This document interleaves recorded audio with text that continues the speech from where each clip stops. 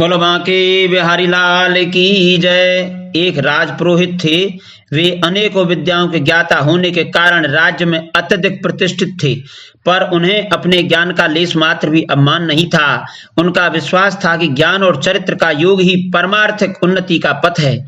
प्रजा की तो बात ही क्या, स्वयं राजा भी उनका सम्मान करते थे और उनके आने पर उठकर आसन प्रदान करते थे। एक बार राजपुरोहित के मन में जिज्ञासा हुई कि राज दरबार में उन्हें सम्मान ज्ञान के कारण मिलता है अथवा चरित्र के कारण। इसी के समाधान हेतु उन्होंने एक योजना बनाई। योजना को क्रियान्वित करने के लिए वे राजा का खजाना देखने गए और लौटते समय खजाने से 5 बहुमूल्य मोती उठाकर ले आए। खजांची देखता रह गया। उसने स्वप्न में भी नहीं सोचा था कि राजपुरोहित के मन में धन का लोभ हो सकता है। दूसरे दिन राज दरबार से लौटते समय राजपुरोहित पुनः खजाने की ओर मुड़े और फिर 5 मोती उठाकर अपने पास रख लिए।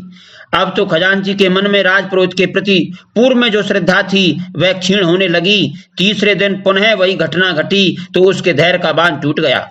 उसने राजा को इस घटना की विस्तृत जानकारी दी। राजा को इस सूचना से बड़ा आघात पहुंचा। उसके बाद राजपुरोहित सभा में आए तो राजा पहले की तरह न सिंहासन से उठे और न अभिवादन किया, यहाँ तक कि उनकी ओर देखा तक नहीं। राजपुरोहित समझ गए कि योजना रंग ला रही है। राजा सभा संपन्न होने के बाद जब अन्य दरबारियों की भांति राजपुरोहित भी उठकर जाने लगे तो राजा ने उन्हें कुछ देर रुकने को कहा। सभी सभासदों के चले जाने के बाद राजा ने पूछा, सुना है आपने खजाने में कुछ गड़बड़ की है। इस प्रश्न पर जब राजपुरोहित चुप रहे तो राजा को बड़ा क्रोध आया और ऊंची आवाज में बोले, क्या आपने खजाने से कुछ मोती उठाए हैं? राजपुरोहित ने कहा, हाँ। राजा ने पूछा, कितने मोती उठाए हैं और कहाँ हैं? राजपुरोहित ने जेब से एक पुड़िया निकाली और राजा के सामने रख दी, जिसमें 15 मोती थे। राजा का क्रोध और बढ़ गया और कहा, आपने ऐसा क्यों किया? आपको अपने पद की गरिमा का ध्यान नहीं रहा? आपको लज्जा नहीं आई? आपने ऐसा क्यों किया?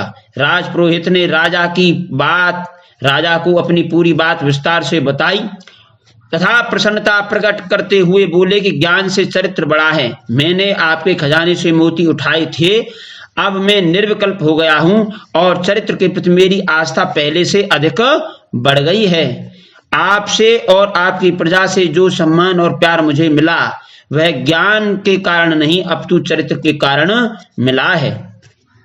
इस बात को सुनकर के राजा का उनके प्रति और आदर बढ़ गया और यह घोषणा की कि चरित्र मूल्यवान है, ज्ञान नहीं, क्योंकि